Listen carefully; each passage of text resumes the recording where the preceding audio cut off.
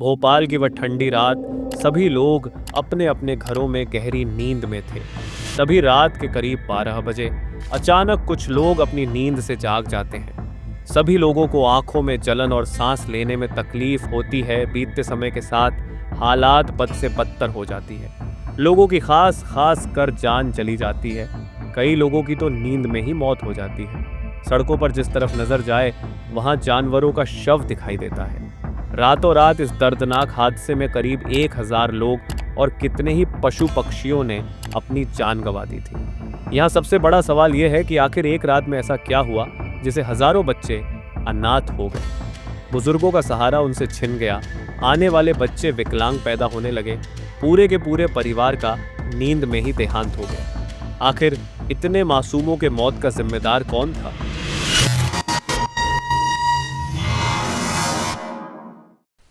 इस दिल दहला देने वाली ट्रेजेडी की शुरुआत 1969 में होती है। यूनियन कार्बाइड कंपनी, जो केमिकल बेस्ड प्रोडक्ट का व्यापार करती, भोपाल में एक मैन्युफैक्चरिंग इंडस्ट्री में प्लांट इंसेक्टिसाइड सेविन का उत्पादन करने लगा। इस प्लांट इंसेक्टिसाइड सेविन को बनाने के लिए मिथाइल आइसोसाइनाइड या MIC की ज़रूरत होती थी, जो बहुत ही खतरनाक केमिकल है और इसका प्रयोग बहुत ही सावधानी से किया जाता है। यूनियन कार्बाइड कंपनी MIC को दूसरे देशों से खरीदता और भारत में इसका इंपोर्ट कराकर सेविन बनाने के लिए उपयोग करता। दूसरे देशों से MIC खरीद कर भारत में इंपोर्ट करना कंपनी को काफ़ी महंगा पड़ रहा था।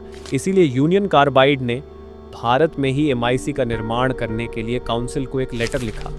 साल 1980 में यूनियन कार्बाइड कंपनी को MIC केमिकल बनाने का परमिशन मिल जाता है और भोपाल के मैन्युफैक्चरिंग प्लांट में MIC का उत्पादन शुरू हो जाता है। यहाँ ध्यान देने वाली बात यह है कि काउंसिल ने MIC बनाने की परमिशन देते वक्त कंपनी को एक प्रॉपर इवैक्यूएशन प्लान बनाने को भी कहा, जिससे अगर कभी इस केमिकल से भोपाल की आम लोगों को कोई खतरा होता है तो उन्हें पता हो कि इस सिचुएशन में रिएक्ट कैसे करना है और अपनी रक्षा करनी है।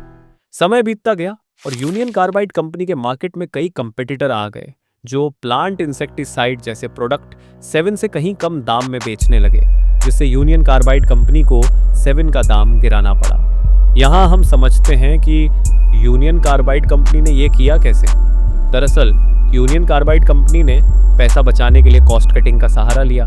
मतलब कंपनी में जो वर्कर काम करते थे उनकी संख्या कम कर दी गई। सेफ्टी प्रिकॉशंस को इग्नोर किया गया। पैसा बचाने के लिए जिस पाइप को रिप्लेस करना था उसे रिपेयर किया गया। खराब पाइप से कई बार फैक्ट्री में गैस लीक होने लगी, जिससे वहां काम कर रहे वर्कर्स को चिंता होती है।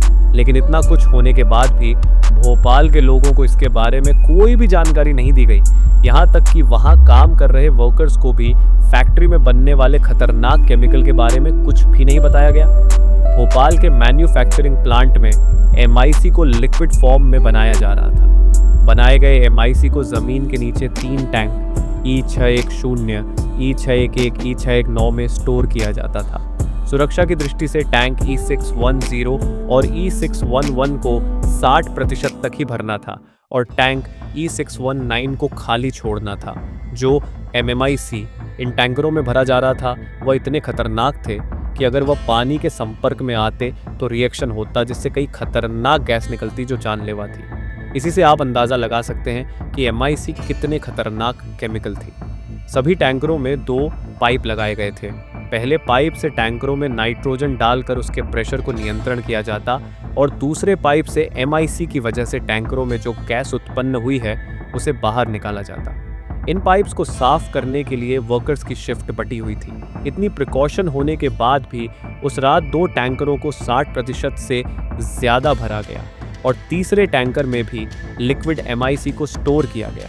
टैंकरों के अंदर प्रेशर की मापी करने के लिए जो मीटर लगाए गए थे वह सही से काम नहीं कर रहे थे। MIC से निकली गैस को जलाने के लिए जिस गैस स्क्रबर का प्रयोग किया जाता उसका स्विच ऑफ था। वह गैस स्क्रबर तभी काम करता जब कोई वर्कर वहां जाकर उसे स्विच ऑन करता। इतना ही नहीं, किसी बड़े हादसे से बचने के लिए फैक्ट्री में 2 अलार्म लगाए गए थे।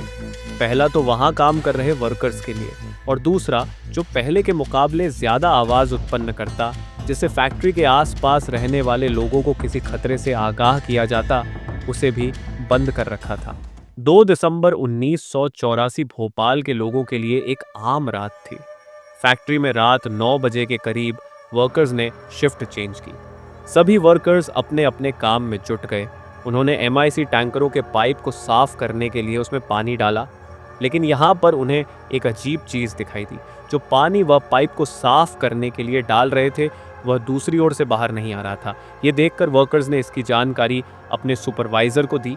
सुपरवाइज़र ने पानी चलने देने की सलाह दी और कहा कि दूसरे शिफ्ट के वर्कर्स पानी को बंद कर देंगे। यहाँ पर आपको ये समझना होगा कि टैंकर्स में जो पाइप लगाई गई थी, उनमें एक खास तरह की लेयर थी जिससे पानी टैंकर्स के अंदर नहीं जाता था, लेकिन यहाँ पर पाइप में वह लेयर नहीं थी। करीब 10 बजे के बीच पानी टैंक E610 में जाने लगा। टैंक के अंदर भरी एमआईसी का पानी के संपर्क में आते ही एक खतरनाक रिएक्शन शुरू हो गया। टैंकर के अंदर गैस के बादल बनने लगे। रात 10 बजे के करीब दूसरे शिफ्ट के वर्कर्स फैक्ट्री में काम करने के लिए आए। काम करते वक्त कुछ वर्कर्स की आंखों में जलन की समस्या होने लगी, जिससे वहां के वर्कर्स को फैक्ट्री में गैस के रिसाव की आशंका होती है और सभी वर्कर्स रिसाव की तलाश में जुट गए। वर्कर्स को फैक्ट्री में किसी पाइप में पानी की कुछ बूंद के साथ गैस के रिसाव का पता चला, पर रिसाव की मात्रा ज्यादा नहीं होने से वह इसे इग्नोर कर देते हैं। फिर करीब रात 12:30 पर वर्कर्स को पता चलता है कि टैंक्स में प्रेशर बहुत ज्यादा है। टैंक्स के अंदर प्रेशर बढ़ता गया, जिससे उसके ऊपर का कंक्रीट जिससे टैंक्स को ब्लॉक किया गया था, वह टूटने लगा। सुपरवाइजर को इसकी खबर मिलते ही वह अलार्म बजाने के लिए भागे, लेकिन यहाँ अलार्म बंद होने के कारण वह किसी काम का नहीं था। टैंक E610 से गैस का रिसाव बहुत तेजी से होने लगा और इस टाइम पर ही जो पानी पाइप को साफ करने के लिए चालू किया गया था, उसे बंद किया गया। अब तक बहुत देर हो चुकी थी। टैंक्स के अंदर से गैस रिसाव के बाद गैस स्टोवर से होकर हवा में जाने लगा और हालात बद से बदतर होती गई। हवा के संपर्क में आते ही गैस शहर के रिहायशी इलाकों में पहुंच जाता है। लोगों के बीच अफरा तफरी मच गया। लोगों को आंखों में जलन होने लगती है और खास कर उनका दम घुटने लगता है। लोगों को अस्पताल ले जाया जाता है, पर डॉक्टर भी यहाँ लाचार थे। उन्हें पता ही नहीं चलता कि लोगों को हुआ क्या है। आखिर किस गैस के रिसाव से उनकी यह हालत हुई है। अगली सुबह भोपाल के लिए किसी बुरे सपने से कम नहीं था। हजारों लोगों की जान जा चुकी थी। सड़कों पर जानवरों का शव पड़ा हुआ था। चारों ओर मातम का माहौल था। अब तक पूरी दुनिया को इसकी खबर हो चुकी थी। सभी की आंखों में नमी और इतने बड़े हादसे के लिए जो भी जिम्मेदार था, उसके लिए आक्रोश था। इस तरह यह इंडिया का सबसे बड़ा इंडस्ट्रियल डिजास्टर बन जाता है। इसी के साथ हम आपसे विदा लेते हैं। अगर वीडियो अच्छा लगा हो तो वीडियो को लाइक करें और साथ ही इसी तरह की और वीडियो देखने के लिए चैनल को सब्सक्राइब करना ना भूलें। धन्यवाद।